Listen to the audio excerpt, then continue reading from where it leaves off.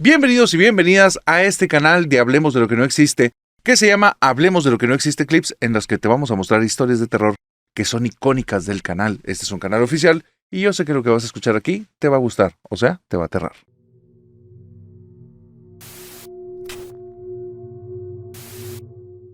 Cuautla, Morelos, es la cuna de uno de los comediantes más grandes que ha tenido México, el señor Franco Escamilla, pero también es la cuna de una de las historias más aterradoras que me ha llegado al canal. Esto ocurrió allá por la década de los 50, de los 40. Braulio me escribe que en Cuautla, Morelos, en el tiempo de su abuela y tal vez hasta los años 80, no sé si al día de hoy todavía, se hacía la fiesta de San Miguel Arcángel. Los 29 de septiembre hacían unos ramos de unas flores que creo que se llaman pericot, unas flores grandes amarillas. Tomaban todo el ramo de flores, ponían la parte amarilla de las flores hacia arriba y hacia abajo, hacia izquierda y hacia derecha, y entre todas formaban una cruz. Las amarraban y hacían cruces de pericot. Estas cruces las ponían en las puertas, en las ventanas, en las entradas de la casa, porque se decía que en la fiesta de San Miguel Arcángel se abrían las puertas del infierno. Resulta que la creencia de la leyenda de esta fiesta es que en ese día especialmente a San Miguel Arcángel, como se le está celebrando, se le dé el día de descanso, y como él es el protector de la humanidad ante los demonios, la humanidad se queda sin protección. Y ahí es donde la flor de pericot hace lo suyo, y a modo de algún tipo de protección se pone en todas las entradas de la casa para que los demonios no se te acerquen. Pero hay de ti si te agarran fuera de la casa, porque nadie te va a proteger. Y es que es algo muy extraño, pero parece que en esas épocas en Cuautla, el 29 de septiembre, como si fuera algo dictado por el destino, de la nada llegaban unos vientos tan fuertes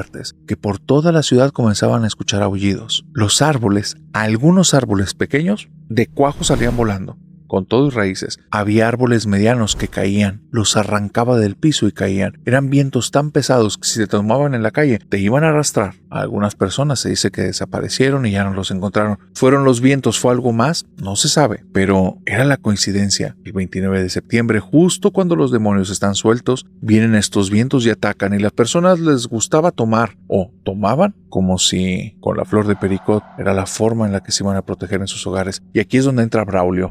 Braulio me cuenta que ya por esta época, como te dije, 40s o 50s, su abuelita Tomasita vivía en Cuautla. Esta señora, al día de hoy, una persona mayor, ya entrada en años, ella vivió algo muy aterrador cuando era pequeña. Cuando era pequeñita, escuchó esta leyenda acerca de San Miguel Arcángel, y le tocó vivir varios de estas celebraciones estando dentro de su casa, que ella escuchaba del aullido del viento, y escuchaba cómo era como si fuera un lobo. Ahí en medio de la nada, de repente se escuchaba en alguna parte, como en otra casa, y en ocasiones muy cerquita, y en ocasiones dentro de su casa. Pero cuando era pequeña, era muy observadora la señora Tomasita, o en ese caso la niña Tomasita, y la niña Tomasita se dio cuenta que eso no era ningún demonio. Entraba por la rendija de la ventana. Era el viento que entraba por cierta parte de la puerta, y probablemente estaba entrando a tanta presión que era lo que generaba el sonido, como cuando silbas. Entre más abierta esté la boca, menos sale el sonido, y entre más pegaditos salgan los labios, más agudo va a ser. Entonces ella decía que era como el silbido de las puertas, que no eran aullidos, son silbidos de puertas. Esos no son demonios. Cuando cumplió 13 años, es cuando vivió lo que estoy a punto de decirte.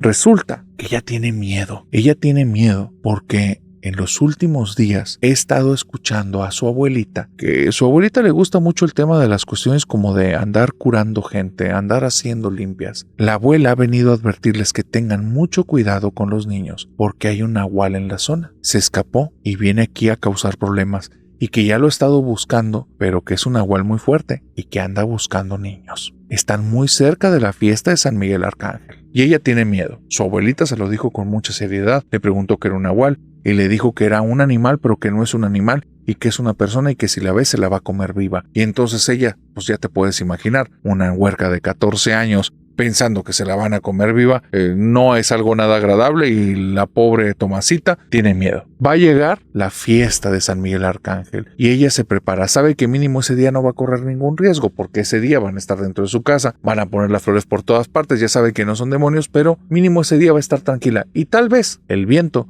se termina llevando al nahual, porque ¿quién le va a gustar estar en un lugar en medio de la nada que le estén pegando este tipo de aires? Probablemente se lo lleva o él se va a ir. Ese día Tomasita, por medio de la ventana de su casa, ve la cosa más aterradora que la va a acompañar hasta el día de hoy. Ella comienza a ver como un animal que parecía que era un perro, comienza a arrastrarlo el viento, el perro no ladra, sino que se empieza a hacer bolita, está pegado al piso y de repente ve cómo se empieza a extender y lo que debería de ser una garrita se agarra a un tubo que está ahí saliendo del piso de alguna construcción que no está terminada y ve cómo se empieza a extender al tamaño de una persona. El cuerpo es oscuro, completamente lleno de vello, y ve cómo esa persona se empieza a parar y voltea y se le queda viendo con los ojos más diabólicos que te puedas imaginar. Una mirada cargada como de odio. Y ella vio, era el rostro de una persona, pero totalmente cubierta de pelo. Y entonces esa persona se paró y nota cómo el viento la empieza a arrastrar, cae al piso y se la sigue llevando. Tomasita, desde ese día hasta las siguientes 3 semanas, no quería poner un pie fuera de casa. Sabe que el viento se llevó al nahual, pero también sabe que el nahual la vio y si regresa, tal vez va a cazarla.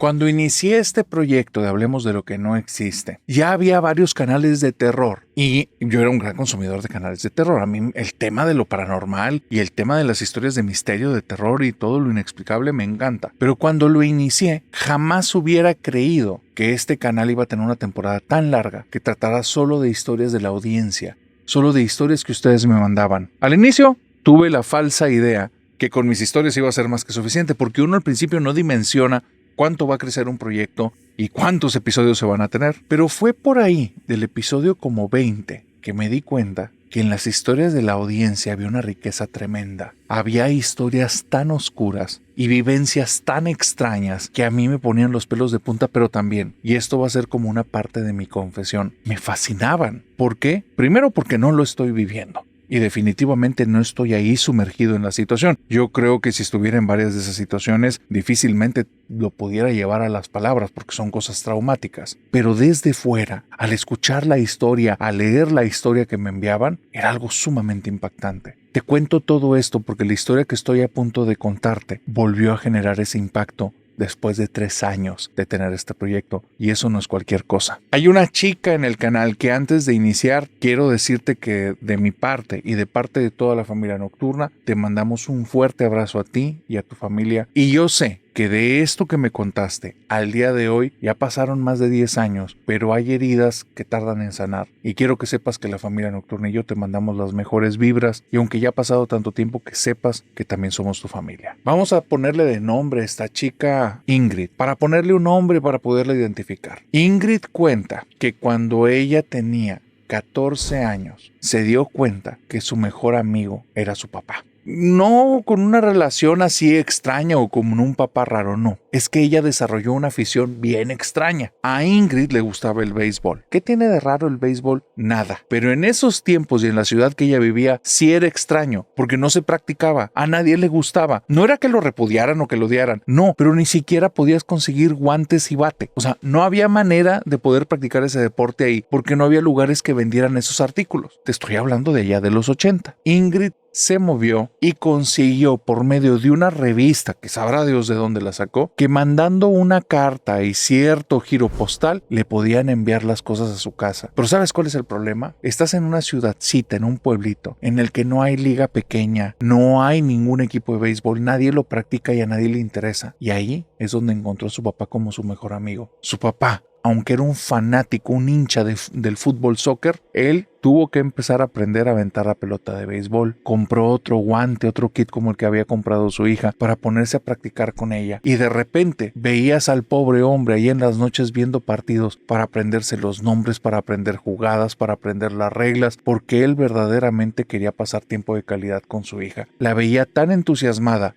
y tan solita que no la quería dejar ahí sola. Así es que ahora, cada vez que había un partido de béisbol, él llegaba con su gorra y con su guante puesto, aunque no lo fuera a utilizar ahí para nada, para que su hija se sintiera acompañada. Un tipazo. Y ella recuerda que justo a sus 14 años, cuando ya está rumbo a los 15, un día tiene sus primeros cólicos. A ese tiempo le llegó la regla, pero le llegaron tan fuertes los cólicos que no pudo ir a la escuela. Dice que sentía unos dolores terribles, la doblaban, la tenían casi llorando y se quedó en casa. Lamentablemente en la casa había estado como un tiempo de cierta disputa con su mamá. Su mamá se había puesto muy celosa con el trato que tenía ahora su papá con ella. No un celo enfermizo, pero sí le molestaba que descuidaba algunas cosas del hogar por estar aprendiendo cosas del deporte y por querer estar practicando con su hija y viendo los juegos de béisbol que en ocasiones eran larguísimos. Así es que digamos que hija y mamá no tenían la mejor relación en ese momento. Cuando Ingrid dijo que se iba a quedar porque se sentía tan mal del estómago, su mamá le dijo: mijita, no, tú tienes que ir a estudiar. Y cuando el papá la defendió, puso a su mamá, pero no, hombre, como hormiga pisada, como energúmena, se encolerizó tanto que se salió de la casa. Su papá tenía un puesto operativo que le permitía llegar un poquito tarde al trabajo, pero no tan tarde porque su puesto era muy importante. Y ese día en la planta iban a traer nuevos productos que iban a requerir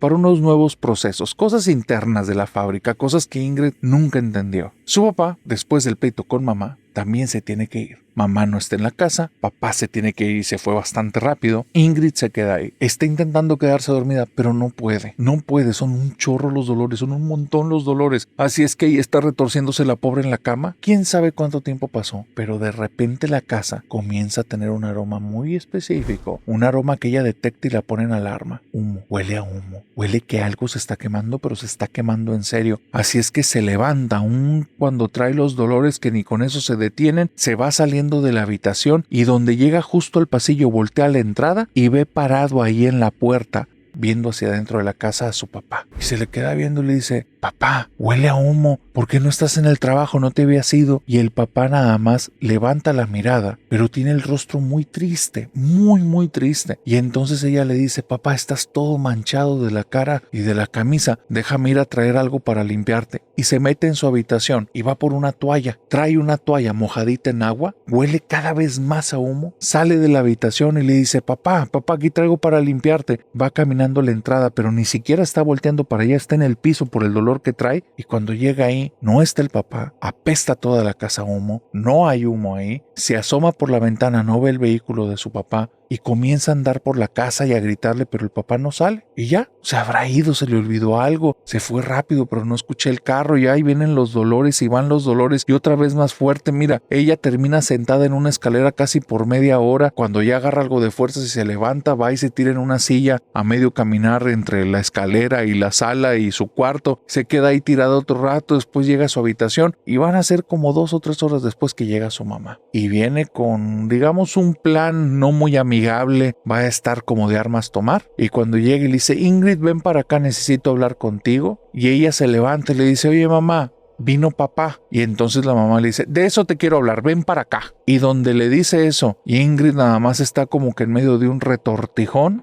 suena el teléfono, la mamá contesta, Ingrid va saliendo de la habitación y cuando sale ve que la mamá está pálida, cuelga el teléfono y Ingrid le pregunta: mamá, ¿qué pasa? ¿Está todo bien? Se le queda viendo su mamá, agarra el teléfono, marca por teléfono con su hermana y nada más le dice: por favor, vente a cuidar a la niña, por favor. Y escucha que del otro lado hay una vocita que está hablando y dice: no puedo decir nada, por favor, vente a cuidar a la niña. Cuelga el teléfono y le dice: hijita, te vas a tener que quedar aquí en la casa. Ahorita viene tu tía. No me esperes para dormir. Y entonces Ingrid le dice: mamá, todo bien, te ves mal. Tú espera a tu tía, quédate aquí. Y la mamá se arranca. Van a ser 3 días después que se entere Ingrid que su papá, una vez que se había ido, cuando llegó a la empresa, media hora después, hubo una explosión. El señor se pudo haber salvado, pero como varios de sus trabajadores quedaron atrapados en el fuego y no había una plantilla de bomberos cercana, él mismo se envolvió y se metió a rescatarlos. Alcanzó a rescatar 2. En el tercero se intoxicó tanto que quedó adentro y fueron los vapores tóxicos lo que lo terminaron matando. Fue una situación muy dura, porque me dice Ingrid que después de eso, la casa seguía oliendo a humo. El humo no tenía ningún lugar del que emanaba. Entonces ella se ponía a platicar con su papá. Y le decía: papá, yo sé que eres tú. Ya me dijo mamá lo que pasó. Y Ingrid estaba en estos momentos en el que la mente no te permite aceptar la realidad como es. Y en las mañanas se levantaba esperando que en cualquier momento se abriera la puerta y entrara su papá. Y ya había pasado el velorio y ella lo vio. Pero no podía creerlo, no lo podía masticar. Y de repente estaba enojada con la vida y odiaba todo, y en momentos estaba deshecha y en otros momentos momentos simple y sencillamente parecía que estaba en medio de un sueño. Papá va a venir, en cualquier momento va a cruzar la puerta. Esto es un mal sueño, me voy a despertar. Y va a estar él ahí, vamos a ir a jugar béisbol. Pero los días iban avanzando. Y después de unas semanas, su mamá comenzó a hacer algo muy raro, algo tan raro que hizo que Ingrid y ella se enemistaran casi por todo el resto de su vida hasta hace un año. Todos los días la mamá iba con Ingrid, la agarraba y le decía: ven para acá, mija, necesito que me ayudes. Y las dos se sentaban cerca de la cama y le decía: dile por favor a tu papá que ya descanse en paz y ponte a decirle que las dos estamos bien. Y empezaba la señora a rezar y volteaba con Ingrid y le decía: dile, papá, ya estamos bien, papá, ya vete a descansar. Y Ingrid le decía: mamá, ¿de qué estás hablando? Déjame en paz. Y la mamá se ponía a rezar: reza conmigo y después dile. Y le decía: ya viejo, ya estamos bien, vete a descansar, ya estamos bien, las dos vamos a estar bien, ¿verdad que sí, mija? Y Ingrid se llenaba de un coraje horrible, horrible. ¿Por qué fregado le decía de hacer eso a su mamá? Si su mamá no estaba pudiendo masticar eso, es su problema. Pero hacer eso era tan forzado, era tan feo. Aparte, ella no quería despedirse de su héroe. Ella no quería aceptar que su papá ya no iba a estar nunca. Ella todavía guardaba la esperanza así chiquita que esto fuera algún tipo de sueño. Pero ya iba casi un mes o más del mes. Después de hacer esto como en 10 ocasiones, el aroma a humo de un día para otro desapareció. La relación entre Ingrid y mamá nunca se recuperó. Ingrid no quería saber nada de esa señora. Y le decía así: la señora, sí, como la señora. Empezó a buscar siempre casa en sus tíos paternos y maternos y se la vivió como si fuera un tipo de invitada permanente. Y fue rotando y rotando y rotando, a veces 2, 3 meses, 4, 5 meses. Ella no entendía, estaba muy pequeña. No entendía que eran gastos extras para cada una de esas casas. No entendía que estas personas no sabían cómo manejar esa situación, no sabían cómo educarla. Al final ella no fue una persona tan rebelde, solo no soportaba estar con su mamá. Le recordaba todo el dolor. Le recordaba verla forzada a despedirse de esa manera de su papá y ser como tan ridícula y tan obstinada de estar diciéndole que se vaya. Pues, ¿qué pretendía esa señora? Hasta hace un año. Resulta que conoció un podcast y en el podcast muchas personas enviaban sus vivencias. Y en esas vivencias tan extrañas, cierto narrador les comentaba que fueran a preguntar en sus entornos a ver si alguien había vivido algo. Y cuando fue a preguntarle a su mamá si había alguna historia de terror, su mamá rompió en llanto y se puso a llorar. Le contó que justo en esos tiempos, después de que había fallecido el papá, vivió la peor de sus pesadillas. En la casa no solo olía a humo, decía que en las noches, en su habitación, le tocaban la puerta del baño y escuchaba la voz de su esposo que le pedía ayuda. En muchas ocasiones intentaba hablar con él y en sus sueños nada más lo veía quemándose vivo. Una situación que ni siquiera fue real porque él no murió quemado, murió intoxicado, pero en sus sueños la atormentaban. Lo peor era que cuando en los sueños tuvo alguna vez algo de lucidez e increpaba, iba con esa alucinación y le decía: pero es que tú no moriste, ¿sí? Esta cosa cambiaba su rostro y le sonreía y empezaba a reírse. Y le decía: sí, pero esto te duele más. Y se despertaba en medio del llanto, en medio de una sensación horrible en el cuerpo, de una sensación de como un vacío tremendo. Después, la cama se empezaba a hundir. Hubo muchas ocasiones que esta mujer ni siquiera quería dormir en su habitación.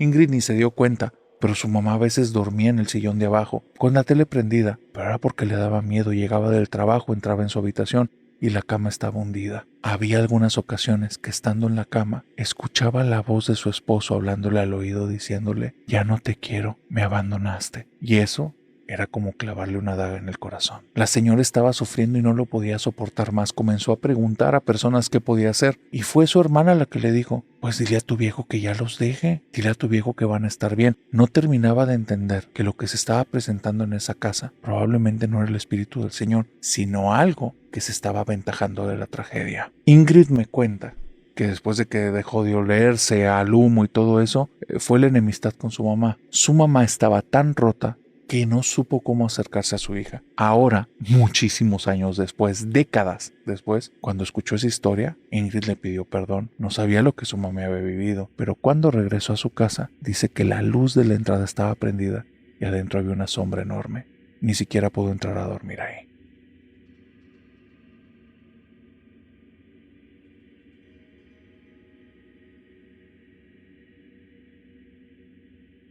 Orlando es familia nocturna desde hace más de un año y me dice que desde la primera vez que escuchó Hablemos de lo que no existe, él quería mandar su historia pero se esperó un ratito y justo nos las mandó al WhatsApp de las pesadillas hace un mes. que por cierto, si quieres saber el What's en el Sábado de Sombras, ahí se los cuento al final. Pero me cuenta Orlando que se animó a contar esta historia porque es una historia muy loca que no ha escuchado en el canal, que no ha escuchado que nadie cuente ni siquiera algo parecido, pero que su abuelo, cuando se las contaba, era una anécdota de esas que te las contaba con tanta injundia que él nunca tuvo duda que realmente pasó. El abuelo de Orlando se llama Porfirio. Por respeto vamos a decirle Don Porfirio. Don Porfirio, cuando era un pequeño porfirito, cuando tenía alrededor de unos 14 años, resulta que allá, en el pueblo en el que vivía, en el que había una plaza central, a él le gustaba muchísimo los domingos, cuando había como presentaciones de bailables, de músicos y fiestas de pueblo, le encantaba ir desde temprano y él estaba viendo a todos, observando, revisando a la gente, buscando caras conocidas,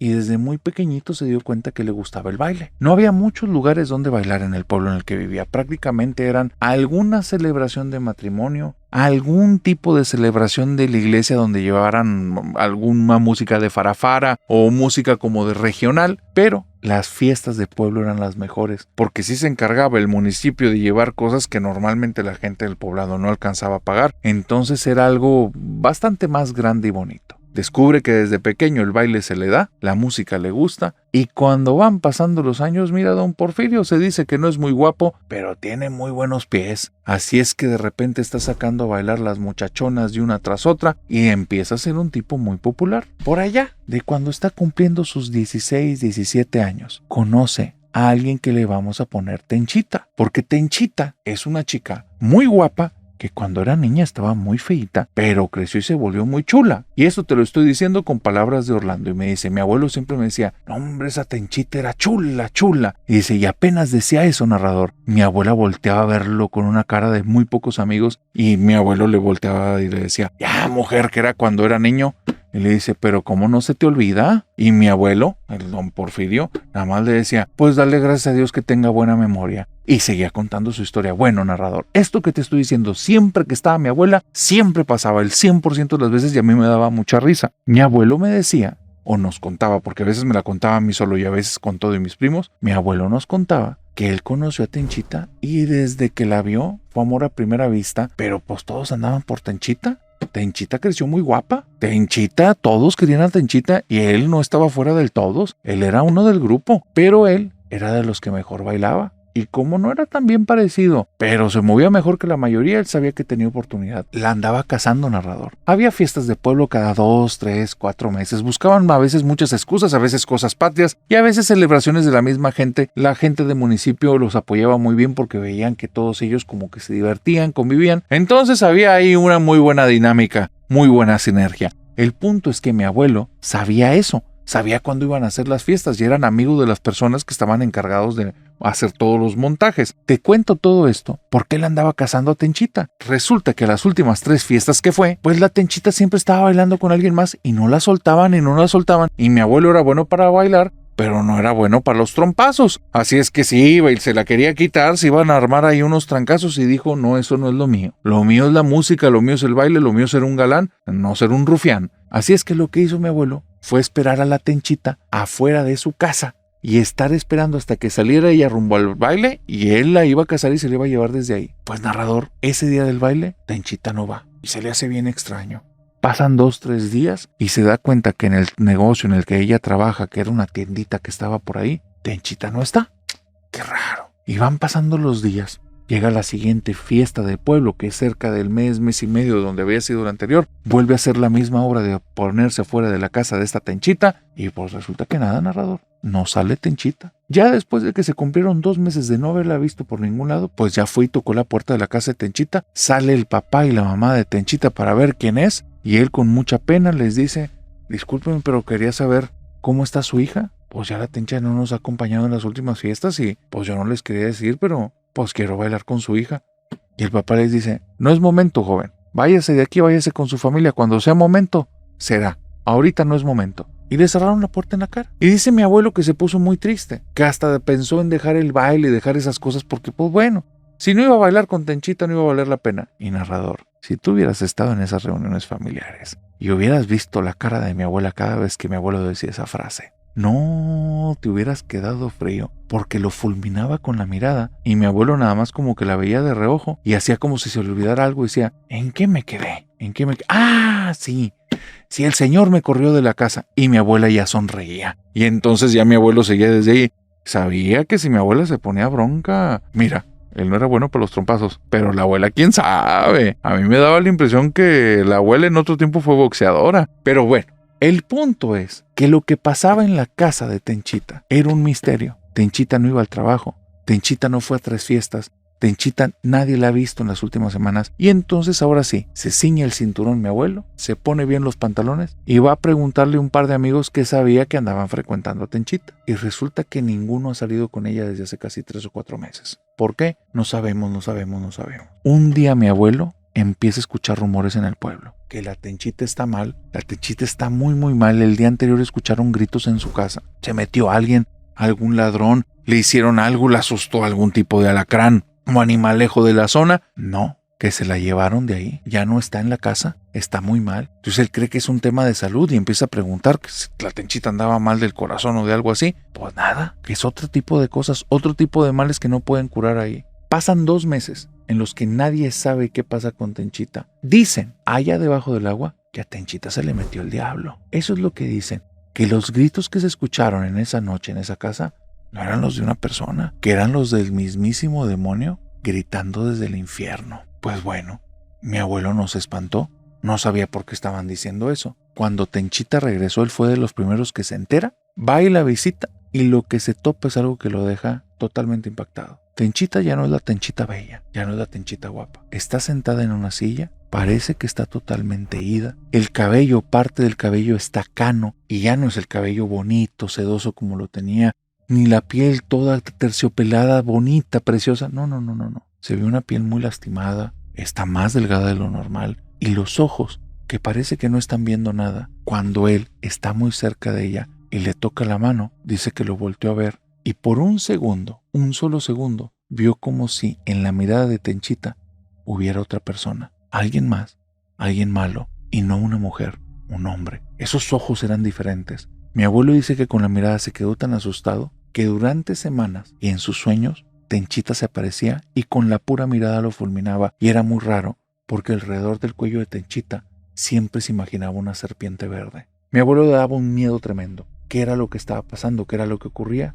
¿Quién sabe? Pasan los años, mi abuelo empieza a crecer, conoce a mi abuela y es mi abuela la que le cuenta la historia. Resulta que un pretendiente de Tenchita era un tipo casado, y era un tipo casado fuera del pueblo. Como tenía muy buen dinero, la familia de Tenchita no le vio mucho problema en que la anduviera frecuentando la niña. Así es que una vez que la esposa se enteró, resulta que la esposa fue con alguien y se les presentó en la casa y les dijo, si me vuelvo a enterar que su hija vuelve a salir con mi esposo y ustedes no lo impiden, ay de ustedes y Tenchita. Y una semana después fue lo del grito. Lo que todos decían es que algo se le había metido a Tenchita, que le hicieron algún tipo de brujería. Mi abuelo tiene muy claro algo. Esa mujer dejó de ser ella porque realmente algo se le metió. Porque después de estar con esas miradas que tenía en su pensamiento, en sus sueños, resulta que en un sueño Tenchita se le aparece y le empieza a decir unas cosas. Dile a tu esposa que deje de estar pensando en mí, porque si sigue pensando, me le voy a meter en ella como me acabo de meter en ti. Dile que deje de estar pensando, me está molestando y me molesta más cuando me está dedicando sus rosarios. Mi abuelo se quedó frío con el sueño, nunca había tenido un sueño tan lúcido. A los 2-3 días fui y le preguntó a la que era su prometida, después fue mi abuela, fui y le preguntó que si ella le andaba dedicando pensamientos, oraciones o algo a Tenchita. Y entonces, con una sonrisota, le sacó un rosario de una bolsa y le dijo, le ando rezando uno diario para que se nos ponga bien. Y mi abuelo le agarró el rosario, se lo metió en la bolsa y dijo, creo que ya no debes de estar haciendo eso. Mi abuela, siempre que está contando la historia, mi abuelo lo interrumpe y le dice, y por eso se nos murió la Tencha, porque no nos dejaste ayudarla. Y narrador desde entonces, yo sí creo en el tema de exorcismos y brujería, porque si vieras cómo cuentan esa historia, mis abuelos nunca están jugando.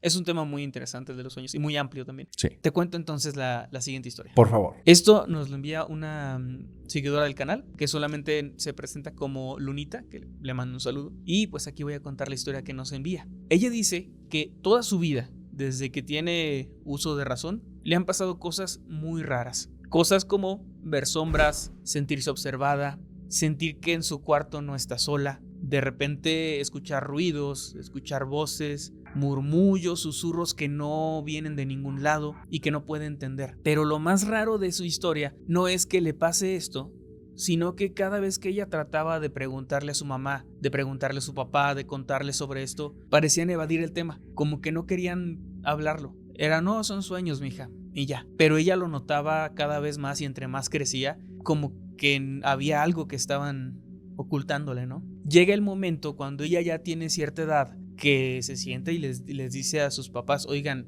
ya díganme qué pasa porque todas las noches me pasa esto. Y lo más fuerte que le llegó a pasar es que en algún momento sintió muy rara su cama cuando estaba durmiendo y cuando se dio cuenta estaba flotando, levitando su cama con ella encima. Obviamente se asustó mucho y gritó y fue un momento bastante aterrador para ella. Y fue eso lo que la hizo decir, oye, por favor, cuéntenme qué es lo que pasa. Y sus papás empiezan a contarle una historia bastante interesante y también bastante aterradora. Algo que no se habían atrevido a contarle, principalmente por su edad, porque esto ocurrió desde que ella, casi desde que nació, y en una edad muy temprana. Entonces, ellos no es que no quisieran hablarlo, sino que no querían asustarla. Resulta que poco después de que ella nace, todo empieza a ponerse muy raro en la casa. Desde que ella nace, estaban estas sombras, estaban estas voces, estas cosas raras. Y por esa época también coincide que sus abuelitos, obviamente al ser la nieta, la más pequeña, no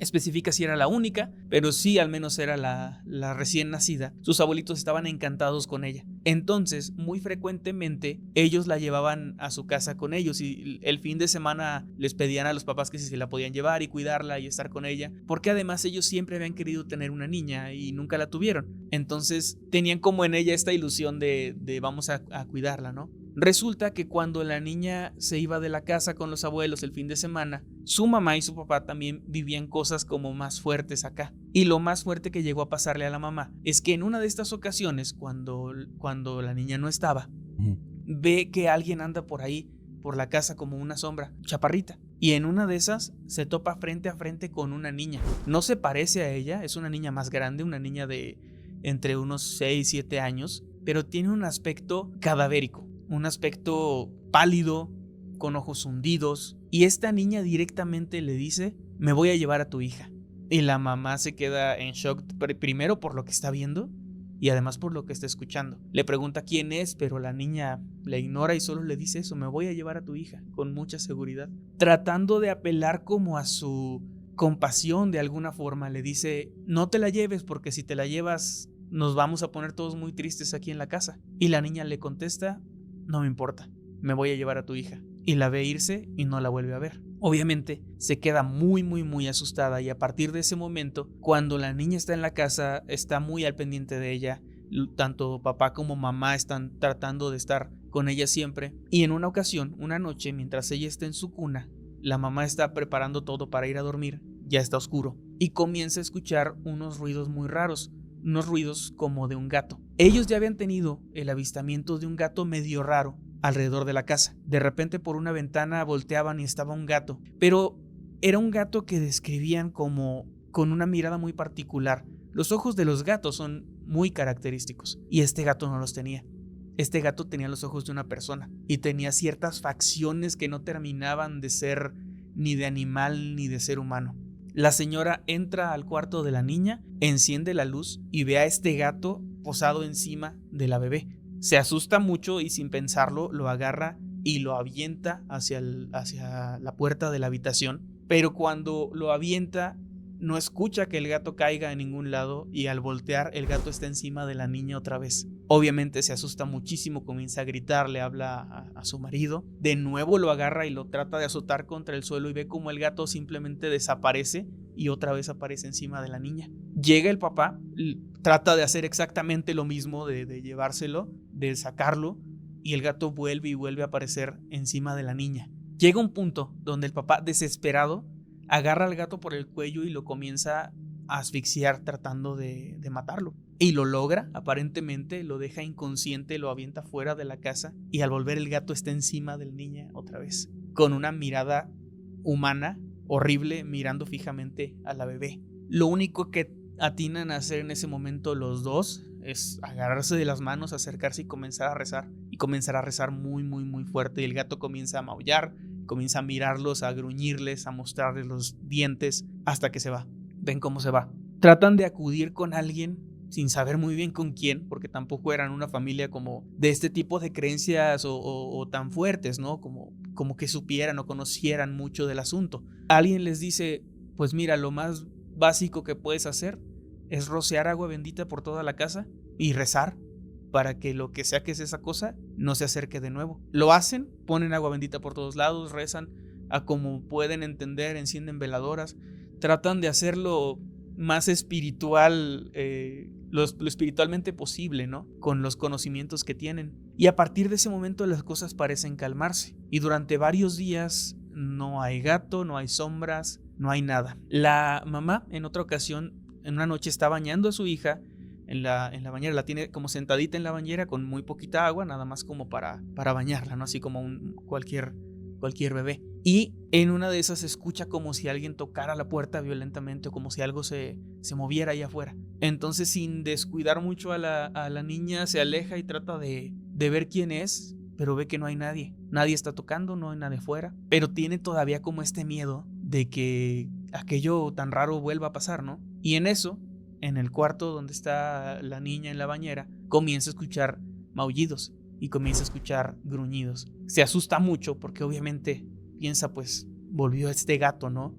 Se acerca y cuando llega se encuentra con que no hay ningún gato, pero la bebé está retorciéndose y maullando y gruñendo como un gato. Se asusta muchísimo. En ese momento estaba sola con la niña, no estaba su marido para apoyarla, para ayudarla en algo, y lo que hace es agarrar a su bebé, comenzar a rezar y comenzar a insultar a lo que sea que esté ahí tratando de apoderarse de ella, ¿no? Y le dice cosas como, no te la vas a llevar, no voy a dejar que te la lleves. En un momento, con coraje, le dice, si te la llevas yo voy a bajar al infierno y voy a ir por ella porque no te la vas a poder llevar. Total que comienza a rezar de nuevo, comienza a hacer lo que puede hacer, o sea, trata de hacer lo que sea. Al final la niña como que pierde un poquito el conocimiento por unos cuantos segundos y después despierta llorando. Y ya no se escucha nada, ya no hay nada. Y la mamá se pone a llorar y a partir de ese momento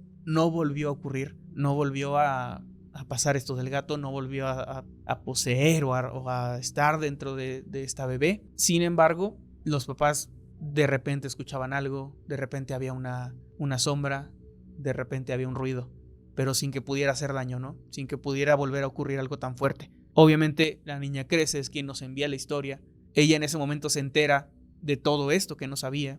Para ella era como, pues la casa tiene algo, pero no sabía que estaba tan arraigado o tan directamente conectado a mí, ¿no? Ella obviamente se asusta mucho con esta historia, pero agradece que se la hayan contado. Y lamentablemente no tiene un final tan feliz, en el sentido de que hasta la fecha siguen pasándole cosas y no ha encontrado la manera de deshacerse de lo que sea eso, ni tampoco ha encontrado la respuesta de por qué sucede, por qué sucedió, si fue algo que alguien le envió, si fue algo que llegó a ella, si fue algo que ya estaba ahí y que se activó cuando ella llegó a la casa. Es algo que simplemente no tiene respuestas y ella termina su historia pues contándonos que lo que ha hecho simplemente pues es aprender a vivir entre las sombras, entre los ruidos y a esperar que nunca más vuelva a ocurrir algo tan feo como lo que le pasó.